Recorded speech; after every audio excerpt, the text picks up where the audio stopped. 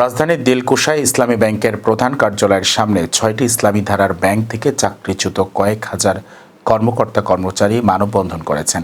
রোববার সকালে চাকরি পুনর্বহাল, বকেয়া বেতন ভাতা পরিশোধ এবং বৈষম্য বন্ধে আইনি নিশ্চয়তার দাবি জানান তারা। পরিস্থিতি নিয়ন্ত্রণে সেখানে অতিরিক্ত পুলিশ মোতায়েন করা হয়। আন্দোলনকারীদের অভিযোগ, গত ৫ আগস্টের পর প্রভাবশালী একটি গোষ্ঠীর প্রভাবে পরিকল্পিতভাবে বদলি, হয়রানি ও মূল্যায়নের নামে প্রায় ১০,০০০ কর্মীকে ছাঁটাই করা হয়েছে। তবে ব্যাংক কর্তৃপক্ষের দাবি, জাল সনদ ও অনিয়মিত নিয়োগের কারণেই এসব চাকরিচ্যুতি হয়েছে। এই ব্যাংকের যারা মালিক, এই মালিক পক্ষের নিয়োগকৃত ম্যানেজমেন্ট এটা নয়।